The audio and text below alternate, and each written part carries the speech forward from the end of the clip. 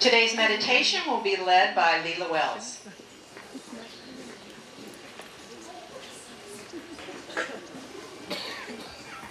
Buenos días, amigos.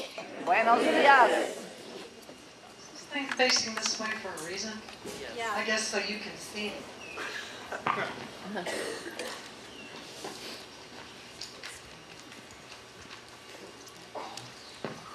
I invite you to close your eyes and listen.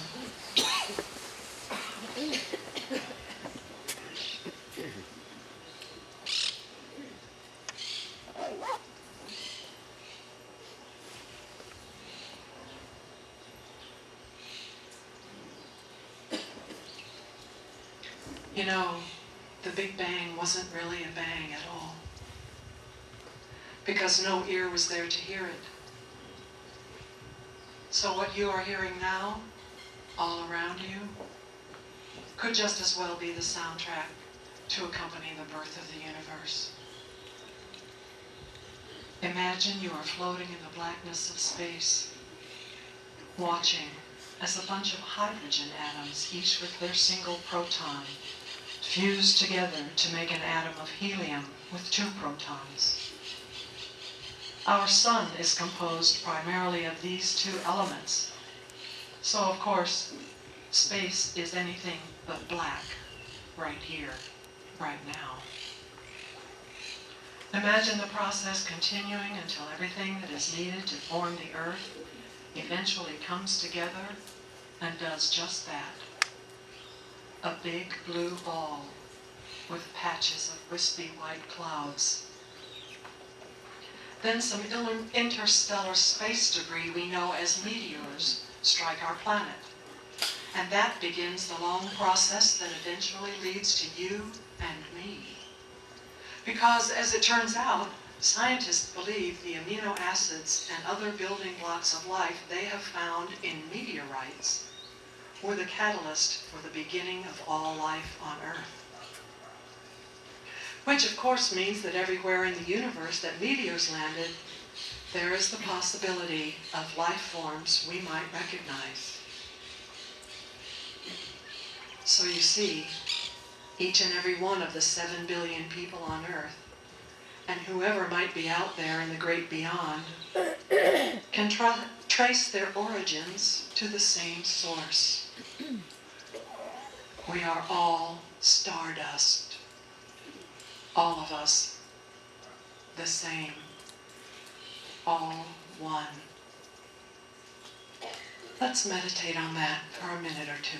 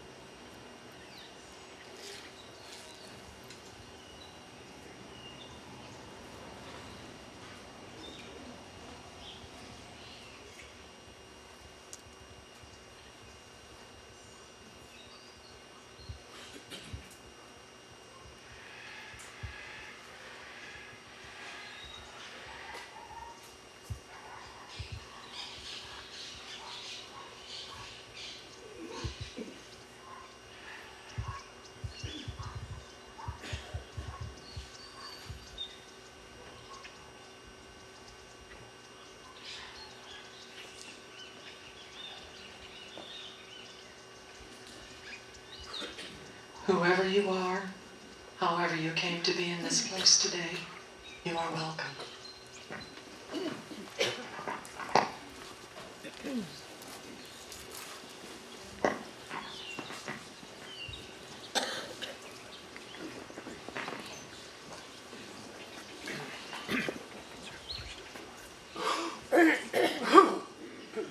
Today's presenter is David Trulley. As the world population continues to age, so will the demand for quality, affordable senior housing and care. His lecture today is going to focus on recent trends in senior housing and care around the world, and offers insights into the growing senior housing industry in Mexico and the Lake Chapala area.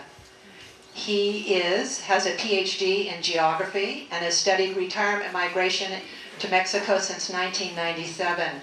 Formerly a professor at Central Connecticut State University, he currently teaches at the Universidad Autónoma de Guadalajara and has conducted numerous studies on senior housing and healthcare throughout Mexico. And of course, he's also a tall boy. Could we give a warm welcome to David Truly?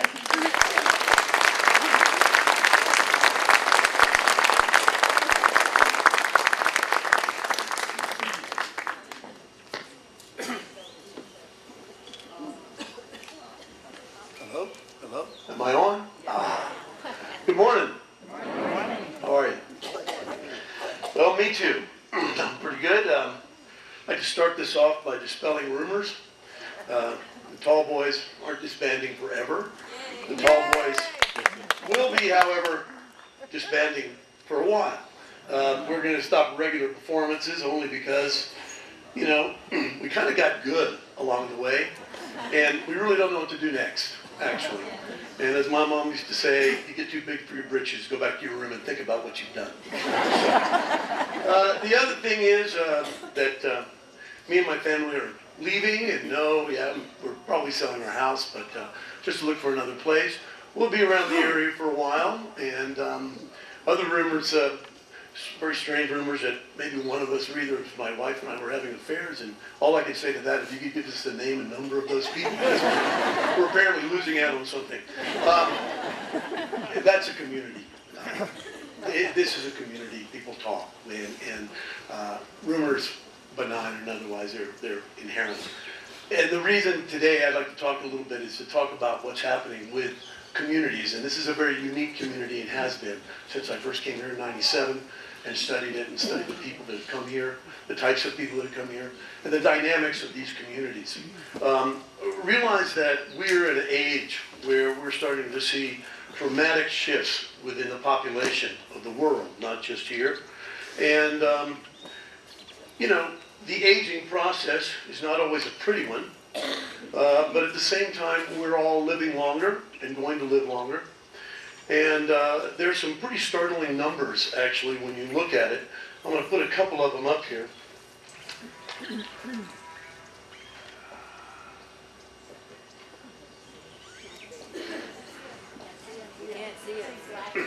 I'll move, don't worry.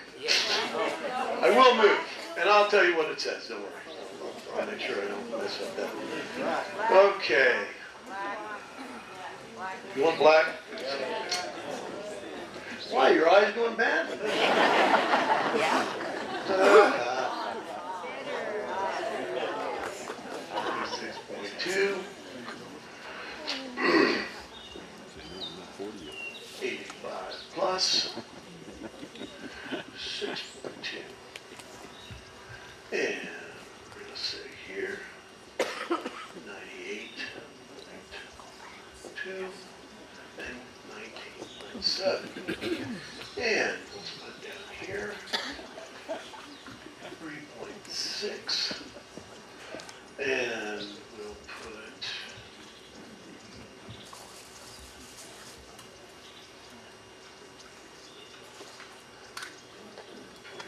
would be okay. This is 2014. Number of people in millions, 65 plus in the United States, 46.2 million. 85 plus, 6.2 million. In 2060, now I'm going down the road, we probably won't be around, but just to let you see that this is not a passing trend, 98 million will be older than 65, and almost 20 million will be 85 plus. I mean, this is just a huge demographic shift. This is not a small trend. This is something that's basically changing the social, political, and economic outcomes of the world. This is Canada. Right now, there's 65 plus 3.6 million people over 65. For the first time this year, they have surpassed the number of children in Canada, 0 to 14. 9 million in about another 20 years. Okay, so this growth of aging people is not a small factor, and in fact, it's transforming the way countries are doing business and how they expect to do business in the future. And it affects, obviously, the care, because we're also seeing a decline in the number of children being born in many parts of the world. And we're going to talk about some of these factors, because I want to kind of reinforce the importance of the demographic shifts that are taking place. And then to look a little bit at, not only in Mexico particularly and around here, how senior living communities are developing kind of organically, and what's going to happen in the future, and particularly for here, why this is a good thing, and why there will be more senior communities, and there's going to be a need for them, for a long-term sustainability. You know, my friends and I were sitting the other day and we were talking about as you get older, of course, you're losing things, you know, you're looking for your keys, and there's this big thing in real estate now that, you know, you get no stairs in your house. No stairs. You don't want to walk up that. Even though every doctor I know says stairs are good for you. Right? So we decided that really it's not the stairs, but the problem is that time you're walking up and down the stairs is when you forget what you're looking for. So if you get rid of the stairs, then you may not forget, and it might help. We've seen a lot of changes in this community, and I have since 1997, particularly in gated, non-gated communities, a growth in actually gated communities. A lot of this has to do with more security issues, things like this, and in a lot of ways they bring a lot of sustainability to it. I want to start talking a little bit about the demographic realities that I just kind of mentioned with these numbers. Realize that the baby boomers worldwide is around 200 million. All right, and they are aging rapidly. We have reached the first wave of baby boomers, is reaching somewhere around 70 right now. If a show of hands, how many people born 1945 or before? Okay, 1946 and after. You know what? If I came with 1997, if I did this, it would have been all the first bunch. And then the baby boomers would be like 5%. You look at that, it's getting closer and closer. What is happening is we're seeing this baby boomer generation. They are coming here. There was a lot of debates, and people when I first came here said, baby boomers won't come here. They won't come here. I got news for you. You're already here. You've been here for a while. And the reason being is because you're looking for options and opportunities. Longer life expectancy, affordability of how long that money is going to last. All of these are some of the factors that lead people to make this big leap of international retirement migration. The other factor that's affecting things is something that's called the demographic transition model.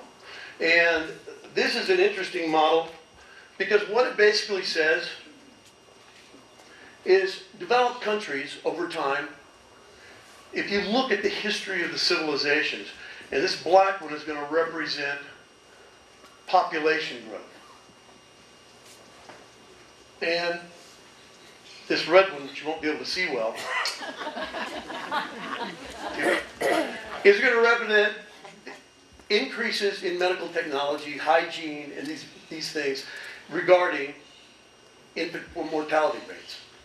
Infant mortality rates were extremely high. And over time, this means larger populations, but as infant mortality kept going lower, you see developed countries, Europe, United States, smaller families, low population because education, cost of living, and all these factors lead to that. So this used to be the kind of the model. What has happened today is what I like to call the rise of the sixth generation, or the sixth nation. We used to talk about first world countries. Third world being impoverished countries. Second world being those under communism or heavy socialism. In actuality, I like to add them all up. Because what we have today, you look at China, as far as I know, China is still pretty much considered to be communist. And yet they're one of the most capitalistic powers in the world. They also have some extreme areas of poverty. India, same thing. Mexico, same thing. These are six world countries, and so within these countries we see this incredible dynamic of growing populations and growing middle class groups. And these people, so you're going to see within these countries, like separate, almost, you know, a developed nation, a kind of developed nation, and a lesser developed nation, all kind of put into one. Mexico is a perfect example of this. The middle class here in Mexico has grown dramatically over the last 10 years. And you can see this in what's happening with the elderly people here. And we're going to talk about this a little more, but this is a factor that sometimes we don't think about with senior health right in our own neighborhood. But the fact is, the Mexicans too are starting to look for quality senior care because the days of the large family are, believe me, starting to go away. My students at Autonoma, when I ask them how many aunts and uncles you have, 15, 20. How many brothers and sisters? 1, 2, maybe 3. Okay?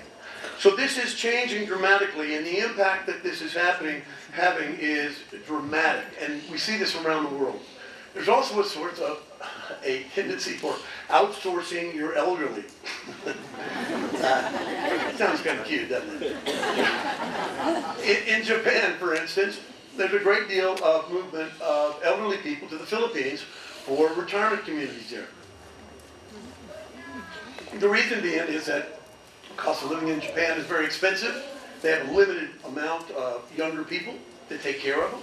And this is going to be a factor that, I tell, kids and college students, I say, your biggest challenge is going to be supporting people like us.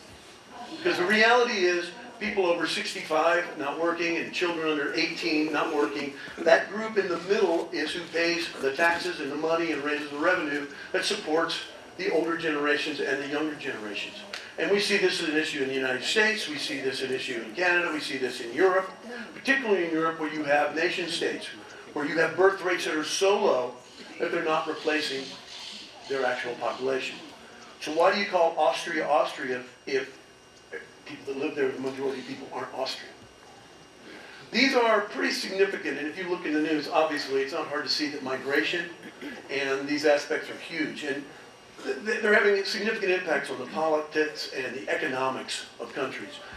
People have brought up to me, and I agree, I think that states like Florida, Arizona, and Texas, if they saw a slew of people moving to Mexico, this would significantly impact their bottom line and their economics. So we are in a very interesting place over the next few years of kind of determining how the future is going to look, not just here, but really everywhere in the world as people start looking for places to retire, where they can have a better lifestyle and live longer. Let's move on right now to Mexico and retirement itself. Just looking at this, and when you raise your hands, it was obvious that the baby boomers are here and there's considerations of living here. They haven't decided to do it already. What we have also seen, I'd like to see, raise my hand, how many people were involved in some way with the educational field? Okay, yeah. Interesting tidbit, since 1997, and actually since data going back to 1970, the number of people involved with education that have retired to this area has remained constant, anywhere from 35 to 55%. Okay? There's things we're learning, and the research that I did specifically looked at, the typologies, the type of people that come here and actually stay here. And I have been fortunate enough to be here to watch the cycle of change. Certainly in 1997, the full-time group here was probably more than 6,000 or 7,000 people. It would get a little bigger in the winter. But then we saw 2005 to 7, the real estate boom. We saw this place explode. We saw it contract again. We saw security issues. And this boom and bust has been a cycle here in the Ajijic area and in Mexico for many, many decades. And in actuality, and from my perspective, it has been one thing that has kept this community itself so unique. I always say to people, Mexico is not for everyone. And it isn't. For vacations, sure. For lifestyle, which is what retirement is, more than just a vacation, it is more to do with a lifestyle that you're going to conduct. And one of the things that's been interesting about this community is the long history of the somewhat symbiotic relationship between the foreigners and the local people. The Lake Chapala Society, the grounds that we're on, were the oldest expat organization, celebrated 60 years not too long ago. And this is, this was important, particularly back there, and still is today, for people to understand whether or not this is the right place for them. Is this a place where they can be comfortable? There are times, certainly, when everybody make impulsive moves. And my research, and I can't go into all of it now, but basically pointed out that there are people that are really kind of geared for this kind of change. Generally speaking, it's well-educated people or intellectually curious people, people with high residential mobility rates, people that have moved a lot, even in the United States, because I don't care if you're moving from New Jersey to Florida or anywhere, there's always a certain degree of adaptability. And the important thing here in this area, obviously when you're, as opposed to a tourist destination, in tourist destinations people come for like a week, and they come and they expect to have a vacation, and they act like tourists, which isn't always very pretty, and and they flaunt money, and then they're gone. And it's not surprising then that there develops tensions between locals and tourists in many, many areas. I've done a lot of research in that. In retirement areas like this, the difference is that the relationship, the charitable work, these type of things, because these become a lifestyle for people like you, things to do. And I remember in 1997 speaking to a woman who at that time was 84, who just died a couple years ago at 100 years old. And she'd already been here for like 28 years at that point. And she told me that she loved being a guest here. Now, she lived here for like 40 years. She considered herself a guest. She was certainly a permanente. But she always felt like she gave back. And these were in before the birth of the many charities that were here. She was involved with helping the gardener and the people with their education for their children and this or that. And this is what has made it a special place. And with that said, it is not for everyone. There's some people that come, and back in 97, I could tell you that 70% of the people, or 65% of the people in my audience, would be gone within 1 to 6 years. Nowadays, my latest research says that's changing a little bit, maybe 50 to 55%. But a lot of people do go back. They go back because of family. They go back because of health issues. But guess what? They're not going back like they used to. And this is one of the biggest trends, the not returning. It used to be, we see so-and-so, a resident of Ajijic, died at their son's home in Fort Worth, or died at their daughter's home in the States. And now we say they died at their home in Chapala. They died at their home in Ajijic. So what's happening? The kids don't want you.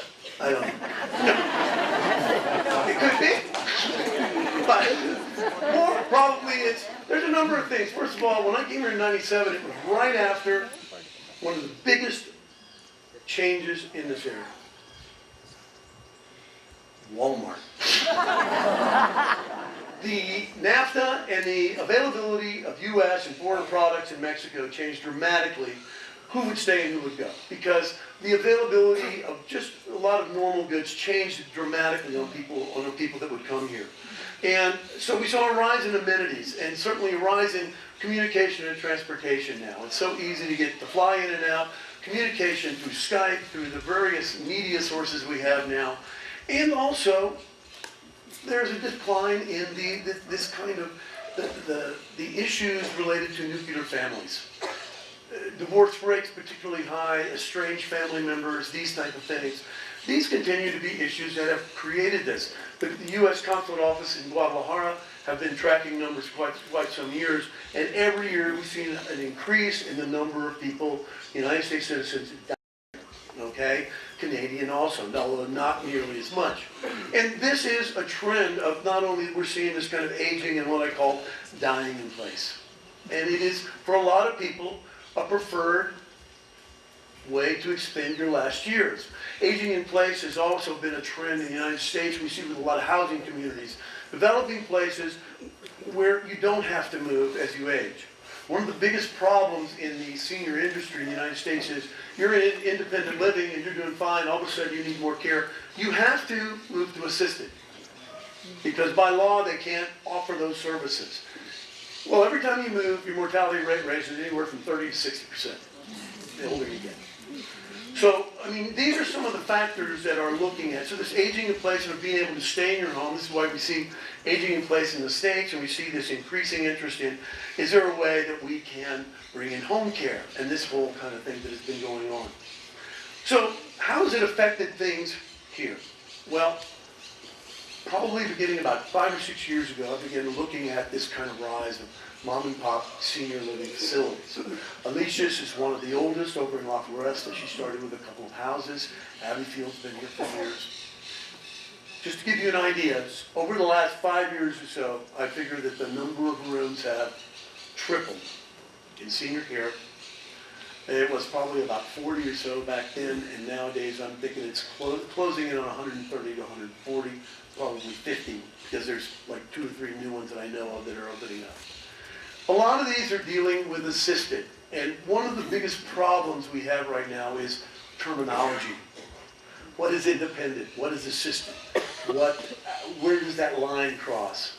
And I think what has made it so popular here, though, is because the one thing that was common across the board is the level of care and compassion that the parents and the children saw in the people that took care of people here.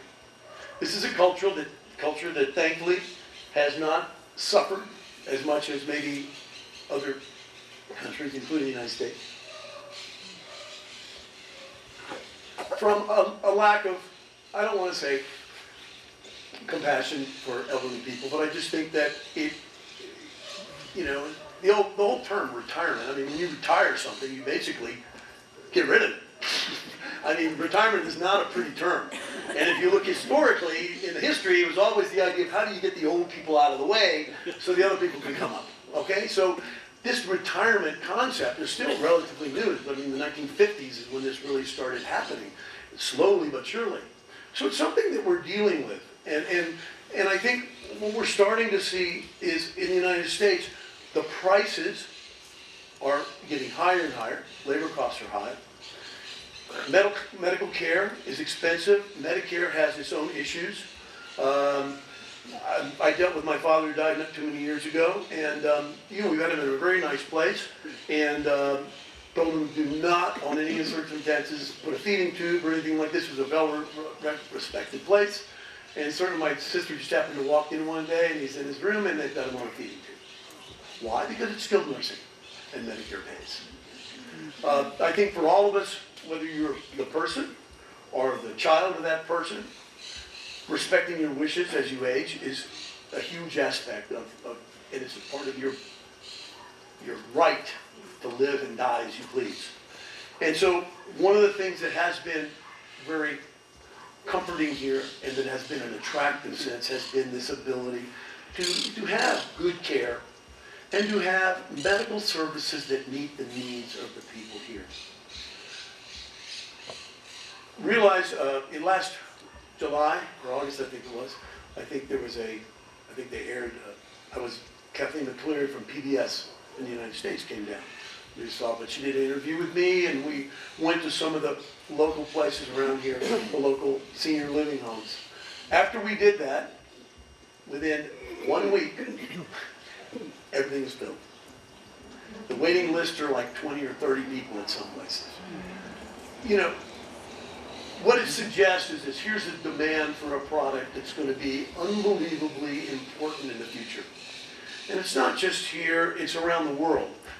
Trying to come up with good ways to develop these communities is going to be essential to providing the kind of community that will also work well with the larger community itself.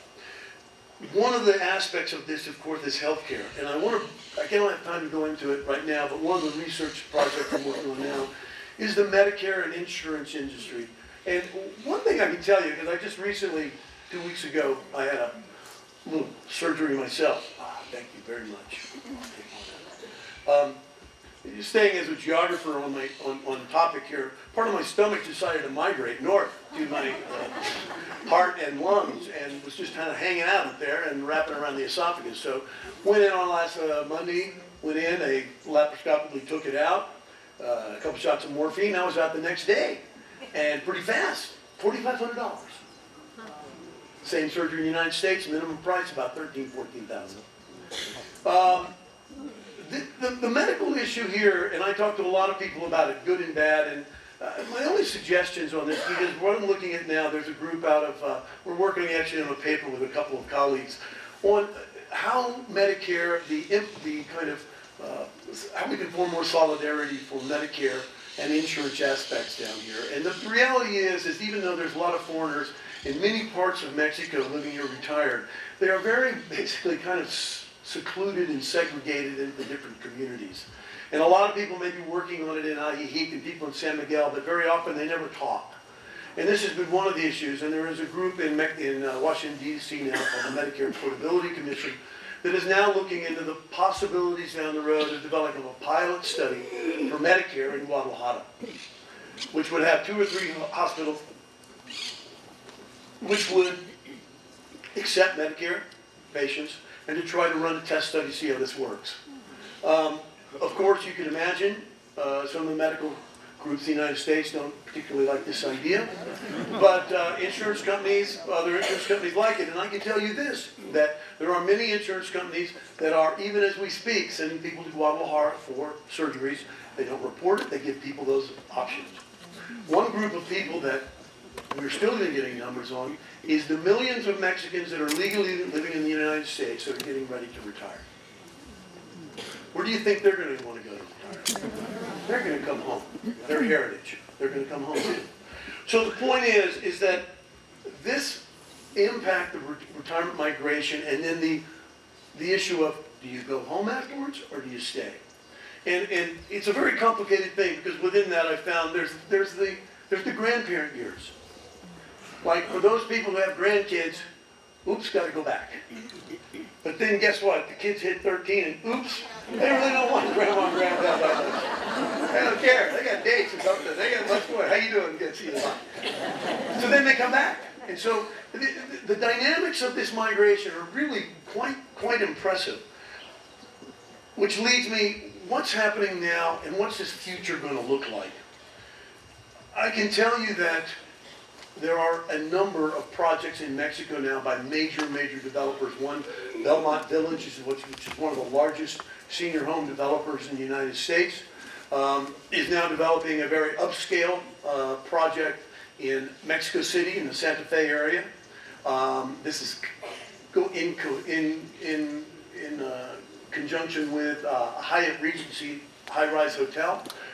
This is kind of like the Marriott, and a lot of these guys have done with senior housing in urban areas over the period. There's some projects in Querétaro, which is a growing out kind of almost suburb of Mexico City. A lot of the businesses are moving there. San Miguel de Allende's had a couple of places. But the reality is, a lot of the people that are beginning to look at what do we need here, one of the biggest complications is, how do you make this, what does this community look like? One thing I know, it doesn't look like the United States communities. And the focus groups and the research that I've done and with my colleagues, the people that are really paying attention to it are looking at what are the things that make you feel good about here. And certainly it's the Mexican lifestyle, it's some of the architecture, it's kind of looking past the institutional aspects, but community building aspects of how we can do this. You're going to see, I guarantee you, within the next year to 2 years, the development of some large-scale retirement community. And I'm talking about true independent living with maybe some assistance. And the model that seems to be floating and the most popular is the idea of a place that is designed so that you can grow and age in it. No steps, easy accessibility all around. And the ability that if you need services, as opposed to saying, oh, I'm sorry, John, you fell down too many times, so you're going to have to cross over to the apartment building B. No, you're going to stay right where you are, and they're going to bring the services to you. Because we don't have that regulation here. Now, obviously, regulations, and a lot of people come to me, and one of the big trends here is people coming to me to ask for, with baby boomers, I have a single parent living in the United States, paying $5,000 a month, and, they're not that happy, their partner's gone, what can we do? And on many occasions, they've brought them down here to Alicia's or to, let me just use her in Ron's, to Field, for any of these other places. But the point is, it's a personal decision, because each of these places, the living in community, all of these different ones that are opening now, in essence, what's happening is we're seeing a real kind of movement within them. And I know these owners, and they're really looking for niche markets. What do they offer? What can they offer that will appeal to that person? And this is really where we're going. I had an interesting phone call from a gentleman before this, and a couple of calls. And one said, I'm a retired professor, and I was wondering if you could talk about the need for like classifying, if you're going into a retirement area, the type of disciplines other professors you'd like to be with. So you could, I said, wow, that's a great idea, you know? We got the anthropologists over here, we got the marketing guys over there, because business guys and sociologists never get along. And so you put them, but the point is, there's actually a natural order to this thing that is kind of happening. One of the things we're lucky about down here, if people take the decision seriously, is that if you come down here in the first place, you're already of a small elite group of people that decide to do that. It is not for everyone, and everyone won't stay. Some people come down, there's a honeymoon period in retirement that I see all the time. People come down, you know, that first year, and they go out to the tall boys, I see them a lot. They go out here, and I see them drinking, they're having fun. About a year later, I'll interview them, how you doing? I said, well, you know, been here a year, and I don't think I can keep living like this. It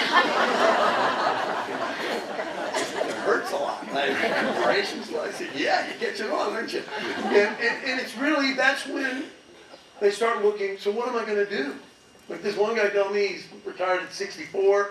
I saw him, and at 65, he said, I saw him, and he was kind of down, and he said, I went to my doctor, and I said, well, was it bad news? He said, well, no. He said, I'm fine. He said, I'll live another 20 years. I said, what's wrong with that? He says, that's like a career. What am I supposed to do? In 20 years? What am I going to do here?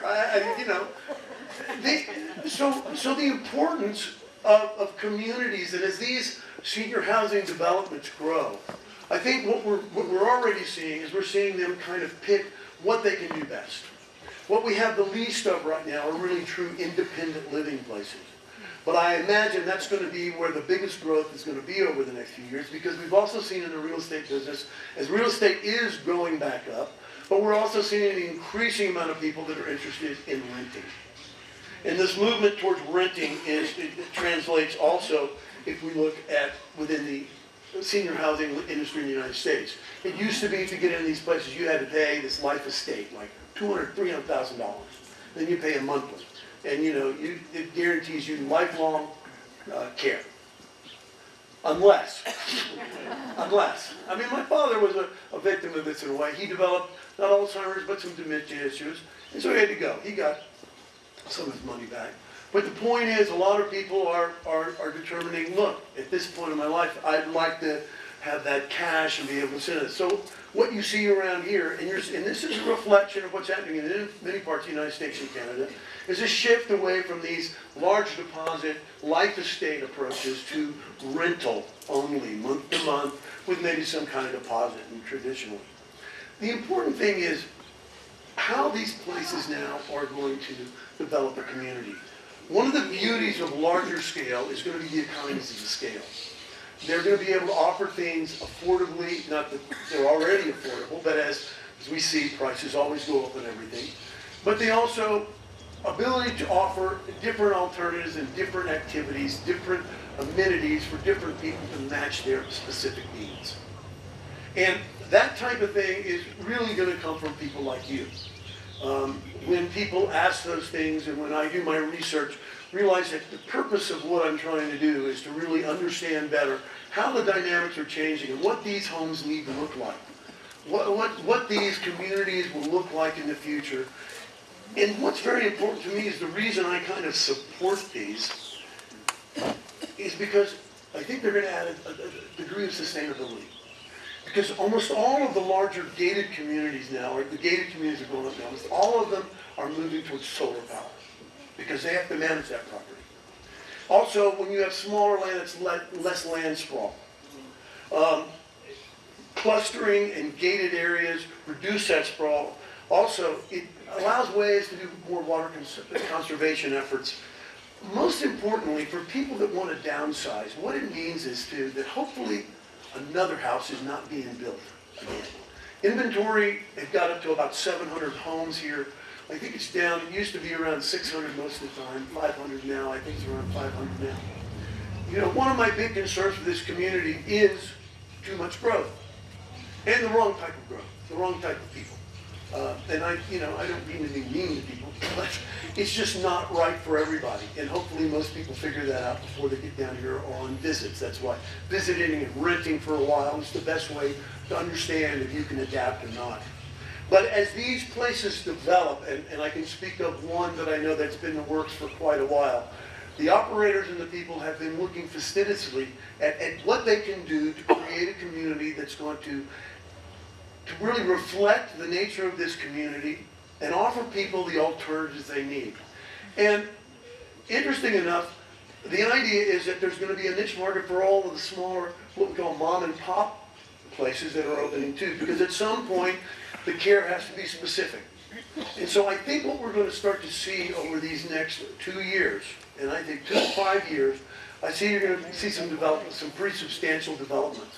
Most of the places now have been basically retrofitted homes, and they've done their very best to make them senior friendly and to accessibility issues.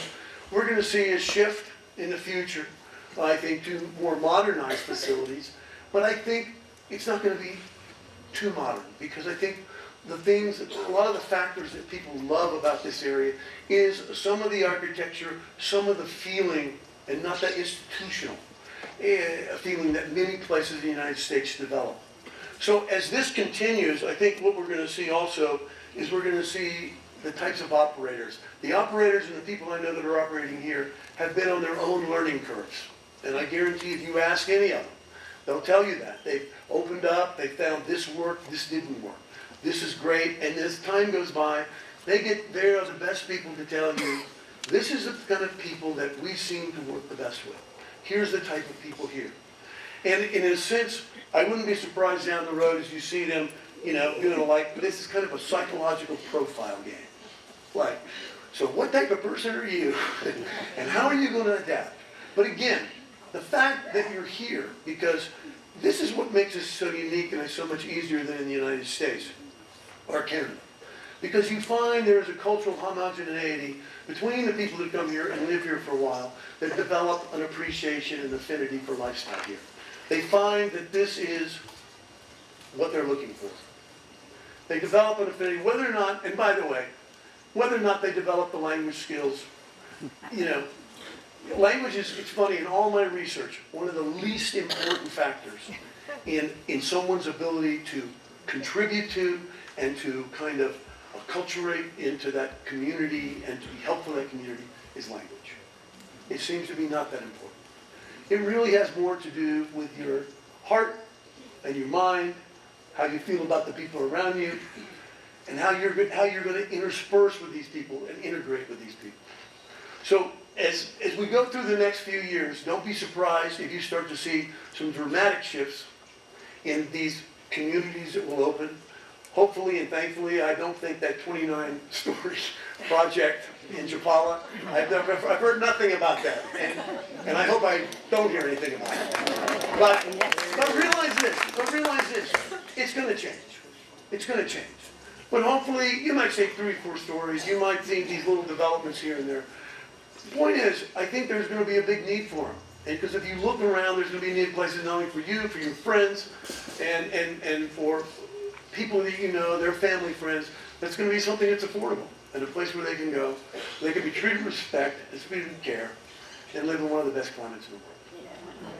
And with that said, I just want to remind you 2 things. One little thing is, I'm actually looking for a half a dozen people or so that are interested in buying something and considering a gated community for a study I'm doing in a paper I'm presenting in San Francisco in April. So if you're interested in that, come up afterwards and just let me know. It'll just be a short interview. We'll set up a time. The last thing is, I told you I've been developing something, a website, my friends and I, called Senior Living in Mexico. It's been taking us a long time to figure out the logistics. Over the next few months, we're starting to load on information. It will, in the end, have a listing of all the assisted and senior living homes, not only in Ajijic, but throughout Mexico that cater to foreigners. It will also have a listing of hospitals, of which we've got some on there already. If you'd like to go just visit it every once in a while, you can sign up for the mailing list. There's You don't have to pay anything because I'm not promising anything, okay? I'm just giving you information because I feel like that's important, and it's going to be also an important place for people to get access to a lot of my lectures and a lot of the writings that I've done. So with that said, thanks for your time. I appreciate it.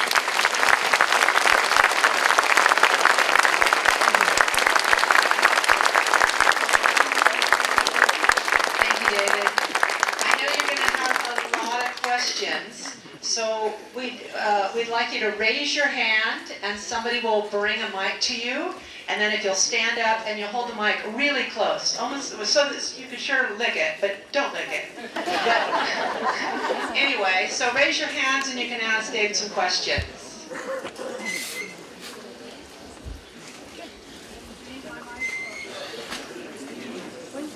The website again is Senior Living in Mexico. Senior Living in Mexico, just one long word, seniorlivingmexico.com. Who else? I would remind you that this was taped by Roy, who's standing by the tree there. So if you're interested in this lecture, talk to Roy afterwards. We have somebody over here? Yes. Yes, I was interested in your comments with regard to economics and the demographic changes that are taking place. It won't be too long before the baby boom transition begins to subside, and that's likely to have some kind of an impact on real estate values in Ajijic. Do you see that happening in the near term? When do you see that subsiding? And how do you see economics generally being impacted by the changing spending habits of millions of baby boomers across the world? Okay. Yeah, good question. Honestly, and I just finished looking at kind of some real estate statistics throughout this area and other areas. And what you found is we had that artificial boom back in like 2006, 2007, like everywhere in the United States. Sadly, the prices here got elevated dramatically. In 1997, the average price of a home was about $91,000. In 2006, before the bust, it got up around 224. It is down now around 175. And if you actually look at what's been selling and what is selling, you will see that the bulk of homes selling 50% are over $180,000 and less. You don't see them very often because they go fast. There has been, this is still a buyer's market, and generally you will find that many people are very flexible. I think one of the things that's happening, that's affecting a lot of this marketing is what I brought up about the shift from deciding to buy or rent. That it's affecting the marketplace right now. As more people decide to rent, these homes are kind of sitting, waiting to see if they can get, a lot of people have a lot more money invested than they probably should have. Without a doubt, you talk about the baby boomers, and the idea is that baby boomers control probably around 60% of the wealth of the United States. As they retire, certainly they're going to start taking this money out. This is going to have economic impacts on those states that they're leaving and these places they're leaving. And this is what's going to be interesting to see in the housing aspect. This is why this project I'm doing on people that are considering buying. In the past, everybody wanted to live in a village and live in kind of detached homes. We're seeing, and there's still people that want that, but we've seen a growth in the people that wanted these gated communities. Generally speaking, they're more affordable in the long run. They're a little cheaper because they're not as big, there's not the maintenance. And so what I kind of suspect is going to happen is a lot of the new properties that are being built, they're realizing that they have to keep their prices lower. Of course, we're also dealing with this huge peso devaluation. My concerns there is, it's great for American markets. The Canadian markets had their heyday for a while, and now they're kind of sitting low. The Americans now are seeing the time where they can buy. There's a big talk about whether or not, you say these in dollars or pesos, because you build in pesos, you sell in dollars. I'm not so sure if that rationale should hold true.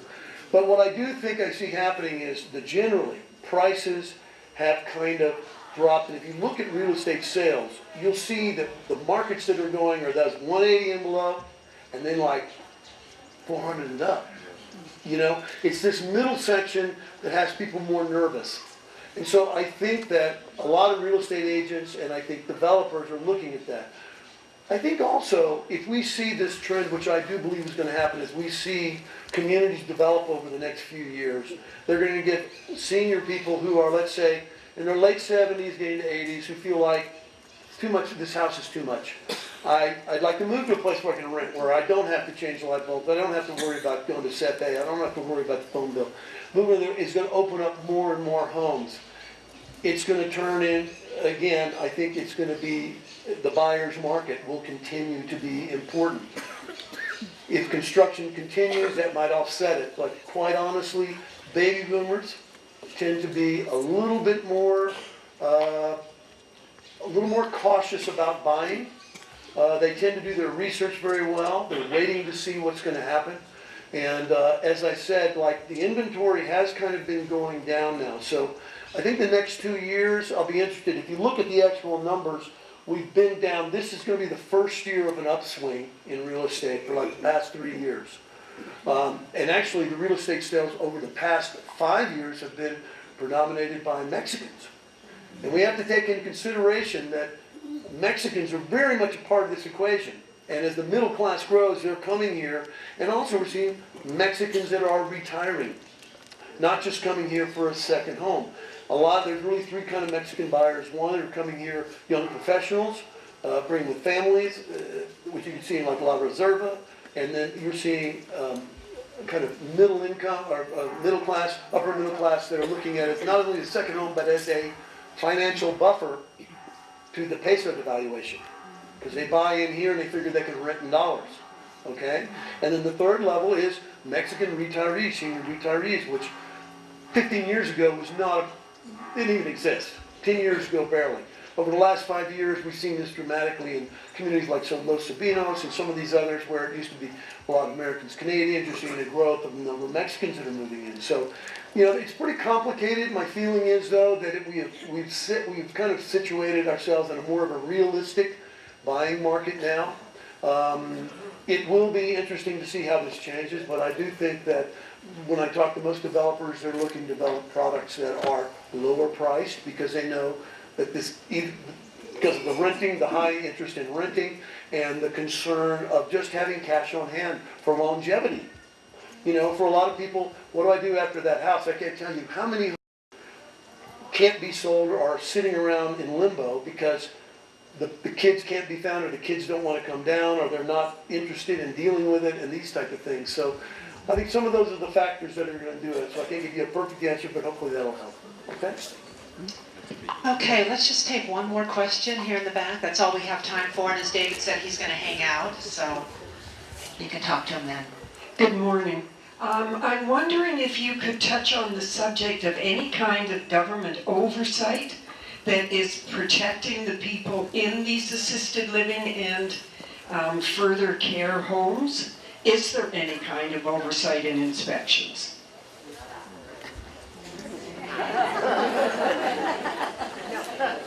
Hypothetically, yes.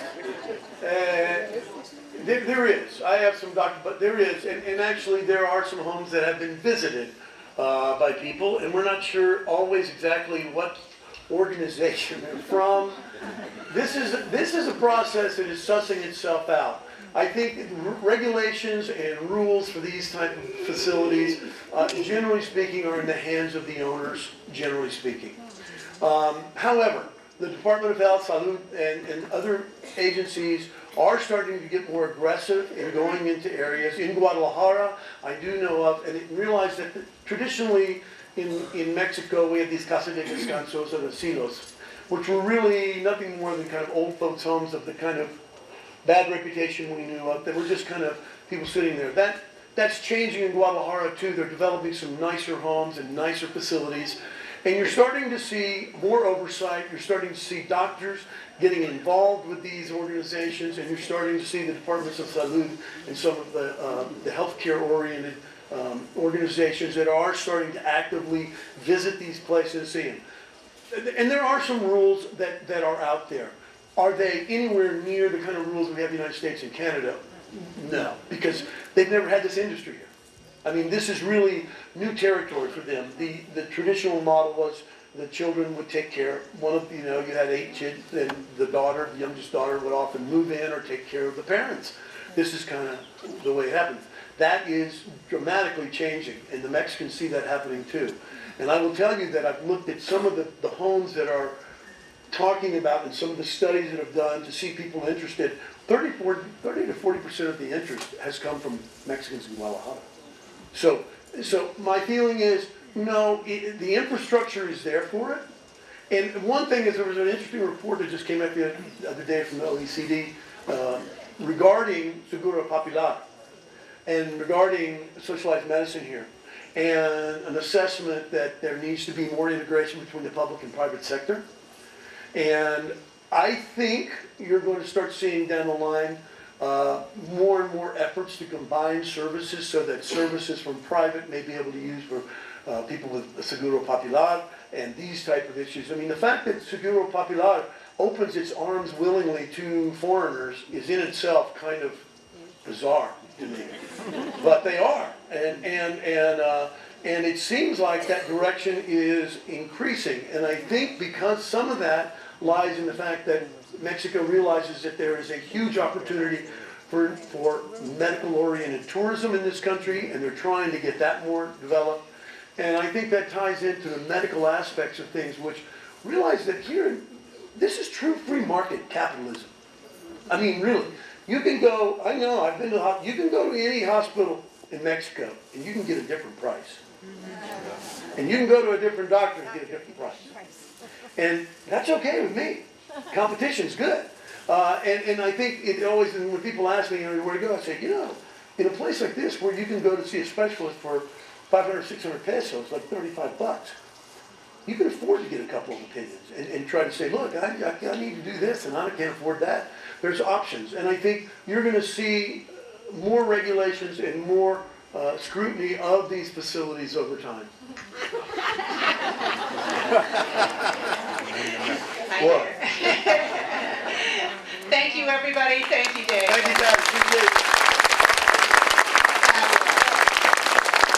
Remember, please pick up your chairs and stack them. Pick up your coffee cups. Turn back on your cell phones. And if you don't mind, I know there's going to be a lot of conversation this morning, but if you could take it out, as we need to break it down and close it up. Thank you. We'll see you next week for Dr. Todd Stone on Lake. Nice talking to you, Joe.